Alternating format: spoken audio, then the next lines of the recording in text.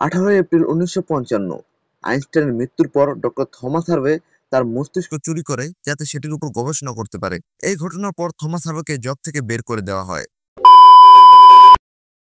কখনো কি মনে হয়েছে তোমার ভয়েস যদি একটু প্রফেশনাল শোনাতো তাহলে কতই না ভালো হতো? হয়তো তুমি ব্রডকাস্ট করতে চাও বা ইউটিউব ভিডিওতে ভয়েস ওভার দিতে চাও, অথবা সিম্পলি নিজের ভয়েসকে একটু ক্রিস্পি ক্লিয়ার করতে চাও, কিন্তু সমস্যা একটাই, ফোনের বিল্ট ইন মাইকের রেকর্ডিং শোনার পর মনে হয় এত বাজে সাউন্ড কেন? চিন্তা নেই, তোমার মোবাইল দিয়ে একদম প্রফেশনাল লেভেলের ভয়েস ওভার রেকর্ড করা সম্ভব, শুধু কিছু স্মার্ট ট্রিক্স জানলে কেল্লা ফতে।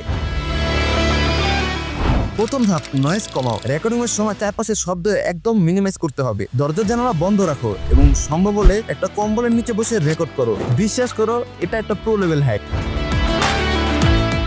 তোমার ভয়েস যদি প্রফেশনাল শোনাতে চাও তাহলে ভালো মাইক্রোফোন ইউজ করো মাস্ট। মোবাইলের বিল্ট ইন মাইক্রোফোনের উপর ভরসা না করে একটা বয়া এমন টাইপের লেভেলার মাইক ব্যবহার করো। দামও কম কিন্তু রেজাল্ট অসাধারণ। তুমি কি জানো, ক, ব, ত এর মতো শব্দ উচ্চারণের সময় অনেক এয়ার প্রেশার তৈরি হয় যা রেকর্ডিং এ আননোয়িং সাউন্ড দেয়। পপ ফিল্টার না থাকলে পাতলা কাপড় বা মোজা দিয়ে বানিয়ে নিতে পারো। এখন মজার বিষয় হলো, এই তিনটা ধাপের মধ্যে আমি একটাও ফলো করি না। আমার অডিওতে প্রচুর নয়েজ থাকে যা বলার বাইরে। তাছাড়া আমার কোনো এক্সটার্নাল মাইক নেই। আমি বেশিরভাগ ক্ষেত্রে মোবাইলের বিল্ট ইন মাইক্রোফোন দিয়েই ভয়েস ওভার দিই। আর পপ ফিল্টার তো আমি ব্যবহারই করি না। এই গুরুত্বপূর্ণ তিনটা ধাপ ফলো না করেও আমার ভয়েসে কিন্তু কোনো নয়েজ থাকে না। এখন প্রশ্ন হচ্ছে, তাহলে কিভাবে আমি নয়েজ রিমুভ করি? উত্তর হচ্ছে এডিটিং, যা আমি আপনাকে একটু পরেই দেখাবো। পরের ধাপে আছে স্টেবিলিটিস কি।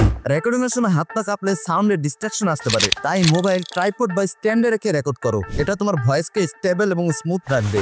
এখানে আরেকটা টুইস্ট হচ্ছে, আমার কাছে ট্রাইপড এবং স্ট্যান্ড কোনোটাই নাই। তাহলে আমি কিভাবে ভয়েস রেকর্ড করি? আমি মূলত একটি নোটপ্যাডে স্ক্রিপ্ট লিখি, চেয়ারে বসে মোবাইলটা টেবিলের উপর রেখে স্ক্রিন রেকর্ড চালু করে দেই। এরপর আমি স্ক্রিপ্ট দেখে দেখে ভয়েস ওভার দিই, সাথে আমার ভয়েসটাও রেকর্ড হতে থাকে। যেহেতু আমি স্ক্রিপ্ট দেখে ভয়েস ওভার দিচ্ছি, যার কারণে আমার ভয়েস কোয়ালিটিও ভালো হয়। না বেশি দূরে না বেশি কাছে, একদম পারফেক্ট ব্যালেন্স রাখতে হবে যেন ভয়েস ডিস্ট্র্যাক্ট বা লো না হয়।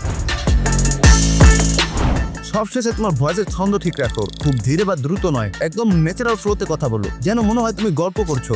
এই প্রো টিপসগুলো ফলো করলে মোবাইল দিয়েও পাবে studio quality voice recording. So ready to record like a pro.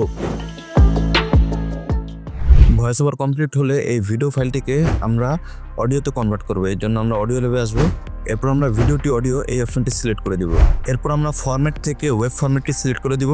এতে আপনি যতই অডিও এডিট করেন আপনার অডিও কোয়ালিটি খারাপ হবে না। এরপর আমরা অডিওটিকে এক্সপোর্ট করে নিব। এখন আমরা আমাদের মোবাইলে একটা ভিপিএন কানেক্ট করে নিব। আপনি চাইলে যে কোনো একটি ভিপিএন ব্যবহার করতে পারেন। ভিপিএন কানেক্ট করার পর আমরা একটি ব্রাউজার আসবো, এখানে লিখব অ্যাডোবি ব্রডকাস্ট। প্রথম ওয়েবসাইটটিতে আমরা প্রবেশ করব এবং জিমেলের সাহায্যে লগ ইন করে নিব। গো টু ইনহ্যান্স স্পিচ এই অপশনটি আমরা সিলেক্ট করে আমাদের অডিওটি সিলেক্ট করে দিব।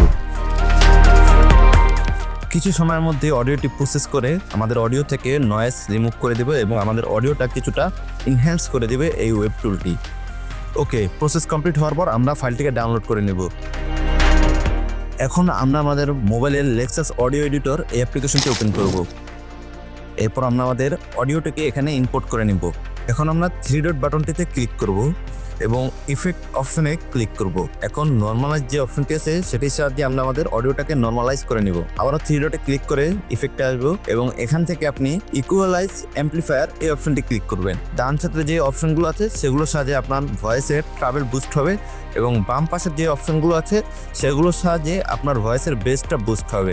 আমি আমার ভয়েসের জন্য এই সেটিংসটি অ্যাপ্লাই করতেছি। আপনিও চাইলে এই সেটিংসটি অ্যাপ্লাই করতে পারবেন, অথবা নিজের পছন্দ মতো স্লাইডারগুলো আপ ডাউন করে বেস্ট আউটপুট খুঁজে বের করে অ্যাপ্লাই বাটনে ক্লিক করবেন।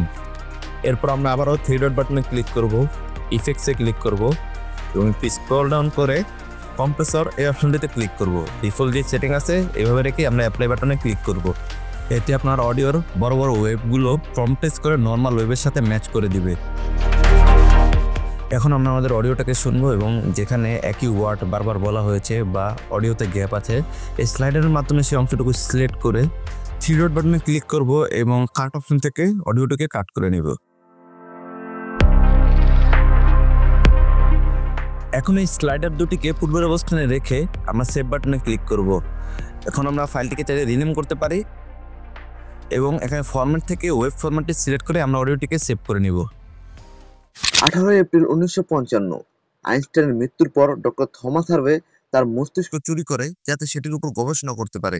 এই ঘটনার পর থমাস হার্ভেকে জব থেকে বের করে দেওয়া হয়। পরবর্তীতে অ্যালবার্ট আইনস্টাইনের ছেলে বিজ্ঞানের বিকাশের জন্য অ্যালবার্ট আইনস্টাইনের ব্রেনের উপর রিসার্চ করার অনুমতি দেয়।